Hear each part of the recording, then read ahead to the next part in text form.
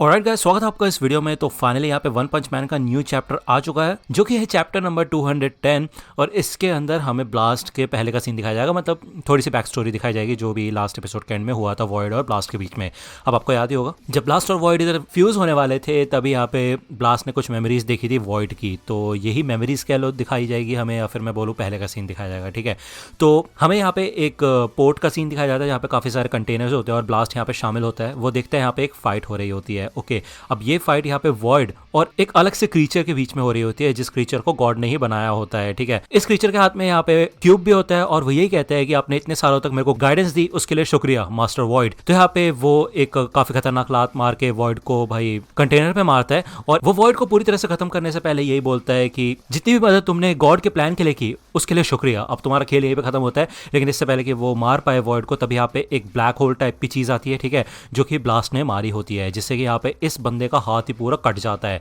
Void भी उठते साथ ही यहाँ पे इसका पूरा गला काट देता है और ये बंदा नीचे गिर जाता है। अब यहाँ पे ब्लास्ट आता है और इस क्यूब को उठा लेता है और वो कहता है कि मैं इस क्यूब को और साथ में इस बंदे को काफी समय से ट्रैक कर रहा था, लेकिन तुम हो तो काफी ज्यादा ताकतवर, अब मुझे बताओगे कि तुम हो कौन।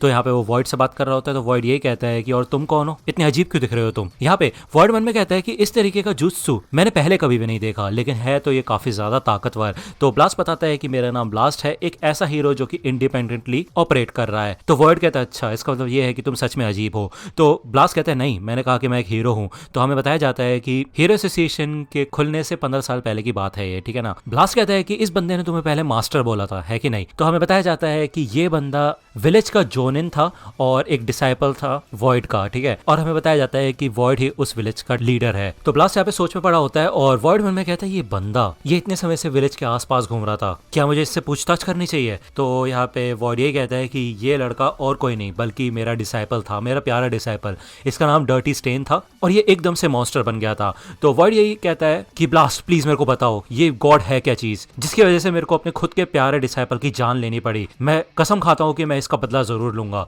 तो यहाँ पे सब कुछ बता देता है ब्लास्ट वॉइड को और ये सारी की सारी स्टोरी सुनने के बाद वॉइड और ब्लास्ट दोनों एक जर्नी पे निकल जाते हैं क्यूब्स को ढूंढने के लिए। ठीक है, अब जब यहाँ पे एक बार ब्लास्ट सो रहा होता है आराम से खराटे मार के, तो वॉइड बाहर बैठा हुआ होता है और उसके पीछे से एक लड़की आती है जो कि काइंड ऑफ एक निंजा ही होती है। ओके, इस लड़की का नाम होता है सेलेनियन लूना और वो कहती है कि बड़े भाई आपने मुझे बुलाया। तो वॉइड कहते हैं कि हाँ, मेरे पास तुम्हारे लिए एक मिशन है, तुम्हें ब्लास्ट के नजदीक जाना है। एगोनी फाउंडेशन का एक बंदा है सेज, वो ब्लास्ट की काफी ज्यादा मदद करता है और वो बंदा एक जीनियस साइंटिस्ट है। इन्वेस्टिगेशन करो इनके फाइनेंशियल रिसोर्सेज की और इनकी एडवांस टेक्नोलॉजी के बारे में पता लगाओ कि ये जो भी लोग कर रहे हैं वो हम विलेज में भी कर सकते हैं या नहीं, या फिर हम इनको अपने साइड लेके आ सकते हैं या फिर नहीं। एक बार तुम इनकी पूरी इन्वेस्टिगेशन कर लो तो फालतू के लोगों को जान से मार देना। ठीक है, तो लोना कहती है ठीक है फिर रॉजर दैट, वो यहाँ से निकल जाती है। जिसके थोड़े समय बाद हमें दिखाया जाता है कि वो ब्लास्ट को बेवकूफ बना के उससे शादी वादी कर लेती है, मतलब उसको प्यार में डुबो लेती है। इस दौरान भी यहाँ पे वॉइड शामिल होता है, जब इन दोनों का बच्चा होता है तब भी वॉइड देखते हैं सारी चीजें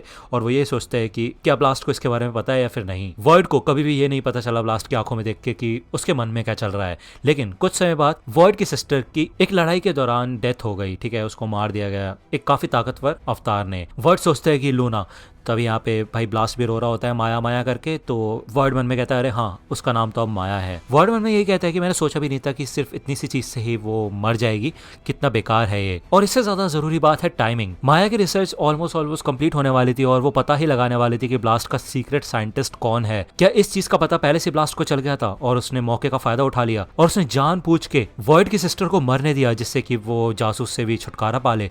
लेकिन यहाँ पे ब्लास्ट रो रहा होता है तो वॉइड सोचते है कि नहीं, शायद वो कुछ ज्यादा ही सोच रहा है। वॉइड कहता है कि वो ऐसा इंसान नहीं है जो कि अपनी सिस्टर की डेथ के बाद इमोशनल हो जाए। वो मारी गई इसलिए क्योंकि वो कमजोर थी और वो उसकी खुद की रिस्पॉन्सिबिलिटी है, वो एक नाकारा लड़की थी।